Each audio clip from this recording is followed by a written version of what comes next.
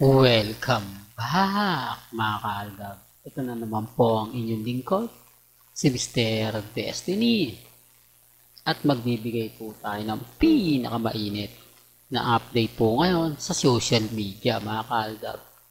Nakakatuwa naman po dahil marami pa rin po nagmamahal kay Mr. Destiny.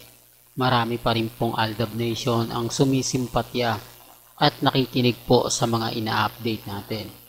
Bagamat binabatikos po tayo ngayon dahil nga po sa sunod-sunod na mga post po nila, update po nila, patungkol nga po kay Catherine at kay Richard Polkerson. Normal lang po yan mga kaaldab kasi kumbaga simula na po ng mga serye na pakikiligin ang mga Katden. Simula na nga po ng serye na kailangan gawin ito ng management para mas gumaang yung mga kalooban ng mga fans ng Katden. Pero mapapansin niyo po ba na kapag may mga interview na nangyayari at nagaganap kay Catherine at kay Alden, parang baliwala lang. Parang pati yung mga host hindi naman po kinikilig sa dalawa. Balikan natin tong video sa YouTube. Balikan natin itong mga kaganapan na sa YouTube nyo lang po ito mapapanood. Masarap po talagang balik-balikan yung mga ganitong video. Remind ko lang po sa inyo, sa YouTube nyo lang po ito mapapanood. Hindi ko alam kung nagkaroon na to ng mga TikTok o meron na to sa iba't ibang platform, pero mas kumbaga meron ito 101% sa YouTube. Dito sa video na to, di po ba pati yung host kinikilig? Hindi po ba ramdam nyo yung interview nila kila Alden at kay Maine? Talaga naman pong ramdam na ramdam mo yung saya at yung kilig na mga host sa dalawa. Doon pa lang may mali na di po ba? Kapag ini-interview si Alden at si Catherine, wala lang, di po ba? At ito pa po mga kaaldab, si Joros talagang pinipiga nila, ano? Pansin niyo po ba yung interview ng Pep? Although yung iba hindi po yun alam o hindi po napapanood o hindi po nakita man lang na Katden fans na nakisawsaw agad-agad. Sabi ko nga, bago po kayo mag-react, bago po kayo magkomento, bago nyo sabihin na nakakakilig talaga, po pwede nyo naman pong panoorin. Po pwede nyo naman pong balikan. Kasi, kumbaga, parang may mali. Parang, ang ibig kong sabihin mga kaaldab na, ba't ganon? Kapag cut din, talagang kahit hindi po umaamin, kahit hindi po nagsasalita, ipinipilit po nila, wala po silang reaksyon. Hindi nila na man lang maisip na parang pinupwersa nila si Joros na magsalita. Parang pinupwersa nila si Joros na umamin ka na kasi na sina Catherine at Alden Richards ang magkarelasyon.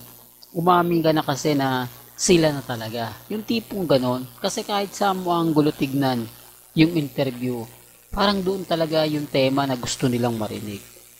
Parang yung tema na kumbaga kailangan sagutin ni Joros. Di po ba na talaga nape-pressure siya na o sige, sasagutin ko na nga kasi ang kukulit ninyo.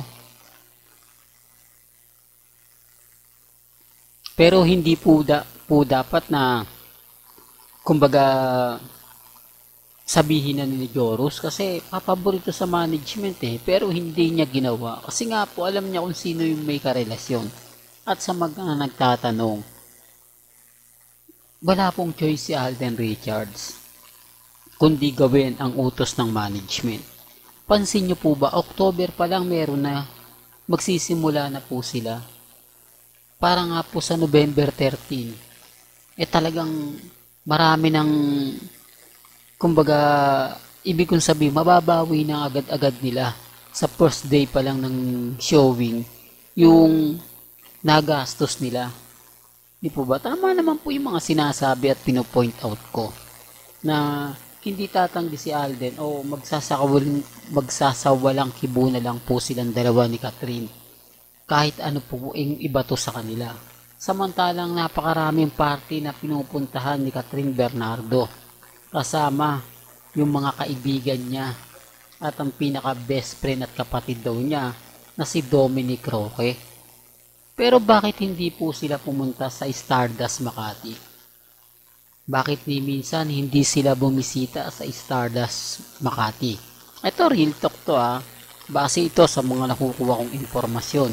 Galing po mismo sa mga madalas magpunta sa Stardust Makati. Sa madalas kumbaga mamasyal. Kaya nga sabi ko sa inyo mga kaltab, ako si Mr. Destiny, updated tayo.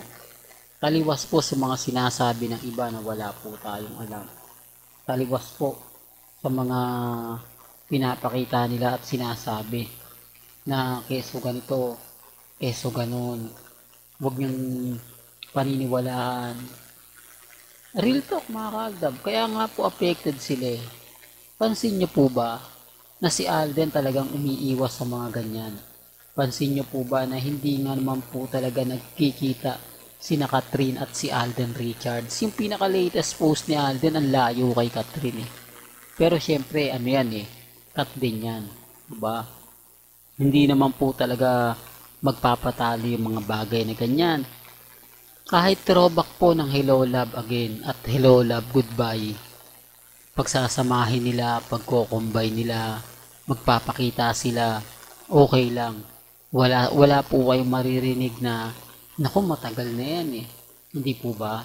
Pero kapag ako nagbigay ng mga update, unang-una sasabihin nila, naku, ayan na naman si Mr. Destiny, throwback na naman yung pinapakita niya. Doon lang po tayo kumakapit Doon lang po tayo nagbibigay ng mga kaganapan.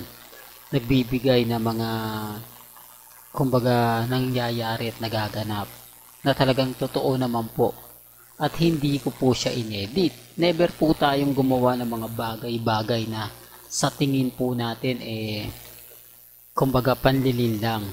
Kaya nga po ako nagbibigay ng mga ganitong impormasyon para malaman po ninyo.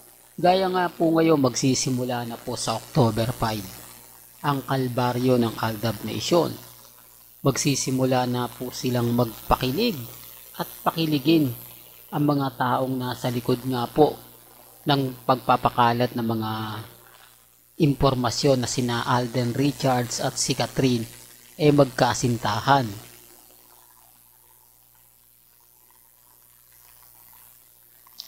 Na para umangat at para pag-usapan ng pelikula at kumita ng limpak-limpak na salapi, gagamitin ang mga fans ni Catherine at ang mga fans ni Alden Richards.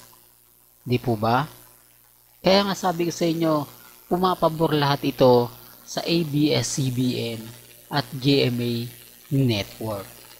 Dahil masusulit po ang gastos nila. Kasi kung titignan nyo, kailangan po talagang kumita ng pelikula. Bukod sa ibang bansa po ito sinuting, hindi naman po yung pera na ibabayad mo sing halaga na nagastos po nila sa ibang bansa. Kung titignan nyo, 56 po ang value kung ikukumpara sa Pilipinas. Hindi po ba? Tapos, isang buwan po sila ron. Kaya talaga napakalaki ng budget na inilaan ng GMA Network at ABS-CBN kasama pa yung kumpanya ni Alden Richards. Di po ba? Mantakin nyo? Kaya nga sabi ko sa inyo, kung mapapansin nyo, kung titignan at susuriin po yung mga sinasabi ko, talagang pumapabor. Talagang mararamdaman mo na, oo nga Mr. Destiny, kasi kailangan tong gawin ng management para kumita. Kailangan gawin to ng management para kumbaga yung binayad nila sa mga staff, crew, mga artista, mabawi nila ng mas higit pa. Ito yung sinasabi nila na nag-invest ka ng maliit, pero ang balik sa'yo talagang sobrang laki. Kaya nga po kita nyo October pa lang nagpaparamdam na po sila. October pa lang makikita mo na, nasaan na po yung out of order? Nasaan na yung pelikula nila Alden at ni Heaven Paralejo? Porket hindi kasama ang management, porket hindi kasama ang GMA Network, porket ba si Alden Richards ang director? Ganun po yung nangyayari.